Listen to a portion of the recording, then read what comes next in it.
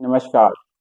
राजस्थान के बसवाड़ा में प्रधानमंत्री मोदी ने कुछ ऐसा कह दिया जिसका वीडियो आज पूरे सोशल मीडिया पर आग की तरह फैल रहा है और उसकी चिंगारी विदेशों तक भी जा पहुंची। बसवाड़ा के मंच पे खड़े होकर प्रधानमंत्री मोदी ने पहले तो कांग्रेस पर आरोप लगाया कि देंगे, और पहले जब उनकी सरकार थी उन्होंने कहा था कि देश की संपत्ति पर पहला अधिकार मुसलमानों का है।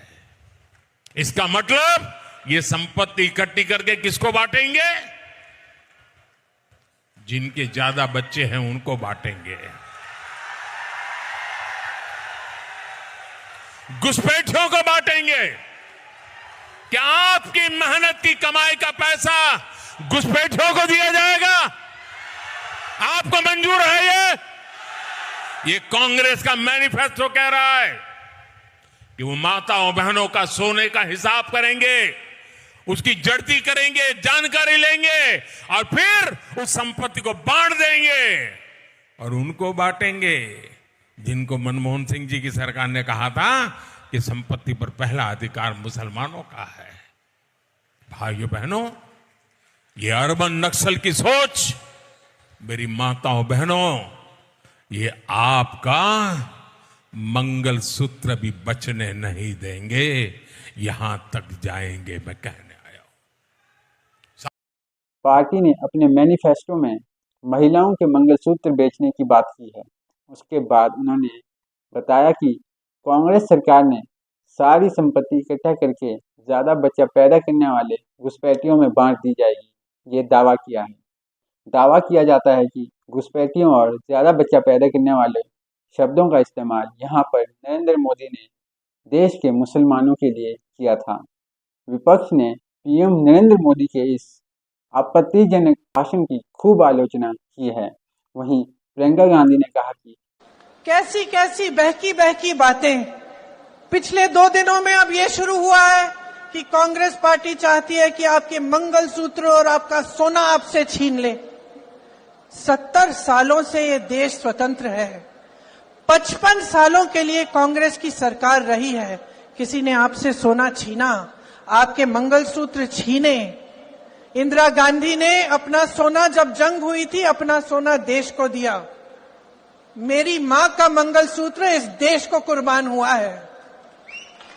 वहीं प्रियंका गांधी ने कहा कि उनकी माता ने अपना मंगलसूत्र देश के लिए कुर्बान कर दिया।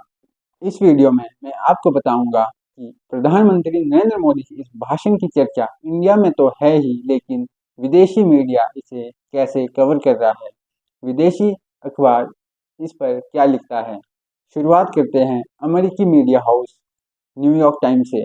न्यूयॉर्क टाइम्स ने अपनी खबर को ऐसे हेडलाइन दी है कि जिसमें सवाल और जवाब दोनों हैं। न्यूयॉर्क टाइम्स ने लिखा है, why did Modi call India's Muslim infiltrators because he could, यानी मोदी ने भारत के मुसलमानों को घुसपैठिया क्यों कहा? शायद इसीलिए क्योंकि वह ऐसा कह सकते हैं। खबर में तंज कसते हुए प्रधानमंत्री मोदी को तानाशाह बताया गया। आर्टिकल में प्रधानमंत्री मोदी के बयान के लिए बेशर्मी जैसे शब्दों का इस्तेमाल हुआ। आर्टिकल में लिखा गया है कि मोदी के बयान ने यह स्पष्ट कर दिया है कि उनकी बढ़ती ताकत में लगाम की कमी है।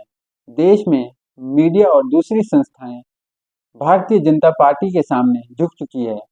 विदेश में रहने वाले मोदी के समर्थक भी आंख मूंद कर उनका साथ देते हैं। 1 दशक से सत्ता में रहते हुए मोदी ने हिंदू दक्षिणपंथी एजेंडे को बढ़ाने का काम किया है। खबर में ये भी लिखा गया है कि भारत में कई बार गैर मुस्लिमों को परेशान किया जाता है, लेकिन प्रधानमंत्री नरेंद्र मोदी ऐसी चीज़ों पर टिप्पणियां करने से बचते हैं जिससे उनके समर्थकों को बल मिल सकता है। न्यूयॉर्क टाइम्स के बाद अल जजीरा ने लिखा है, जिसमें ये हेडलाइन दी गई है कि भारत में चुनाव के बीच मोदी पर एंटी मुस्लिम हेट स्पीच का आरोप लगाया गया। खबर में लिखा, बीजेपी और उसके समर्थकों ने देश में ऐसी बातें फैलाई है कि भारतीय मुसलमान किसी साजिश के इरादे से हिंदुओं की तुलना में ज़्यादा बच्चे पैदा करते हैं, जबकि सरकारी आंकड़ों से पता चलता है कि पिछले 3 दशकों में मुसलमानों में प्रजनन दर लगभग आधी हो गई है। मोदी खुद भी रूढ़िवादी विचारों को बढ़ावा देते रहते हैं। इसके साथ ही अल जजीरा ने अपने पुराने आर्टिकल में मोदी के पुराने विवादित बयानों और 2002 में गुजरात दंगों का भी जिक्र किया गया है। लिखा है, अक्सर प्रधानमंत्री और उनकी पार्टी के लोग इस्लामोफोबिक टिप्पणियां करते रहते हैं। अब रुख करते हैं यूके के मीडिया हाउस द गार्डियन का। द गार्डियन ने अपनी खबर में प्रधानमंत्री नरेंद्र मोदी के साथ साथ उत्तर प्रदेश के मुख्यमंत्री श्री योगी आदित्यनाथ जी का भी जिक्र किया है। आर्टिकल में लिखा गया है, जब से भाजपा 2014 में हिंदू राष्ट्रवादी एजेंडे के साथ सत्ता में आई है, तब से पार्टी पर ऐसी बयानबाजियों का आरोप लगाया जाता रहा है जिससे मुसलमानों को निशाना बनाया गया है। कट्टरपंथी हिंदू साधु और उत्तर प्रदेश के मुख्यमंत्री योगी आदित्यनाथ जैसे बड़े बीजेपी नेताओं पर भी मुसलमानों के प्रति अपमानजनक टिप्पणी करने का आरोप लगाया गया है। इसके साथ द गार्डियन ने लिखा, वैसे तो मोदी प्रधानमंत्री बनने के बाद सीधे तौर पर अल्पसंख्यकों पर विवादित टिप्पणियां करने से बचते हैं, लेकिन फिर भी अप्रत्यक्ष रूप से वो कुछ ना कुछ ऐसा बोल देते हैं जिससे विवाद खड़ा हो जाता है। अब बात बीबीसी की। बीबीसी ने ना तो खबर में किसी विशेष पार्टी का पक्ष लिया है और ना ही कड़ी आलोचना की है। आर्टिकल में प्रधानमंत्री मोदी के भाषण का जिक्र करते हुए डॉक्टर मनमोहन सिंह के बयान को बताया गया है, वही बयान जिसका जिक्र आजकल प्रधानमंत्री नरेंद्र मोदी अपने भाषणों में करते आ रहे हैं। प्रधानमंत्री का दावा है कि मनमोहन सिंह ने अपने कार्यकाल में कहा था कि भारत के संसाधनों पर पहला अधिकार मुसलमानों का है। बीबीसी ने खबर को हेडलाइन दी है कि भारत में विपक्ष ने हेट स्पीच के लिए पीएम मोदी की आलोचना की है। अब बात पड़ोसी मुल्क यानी पाकिस्तान के अखबार द डॉन की।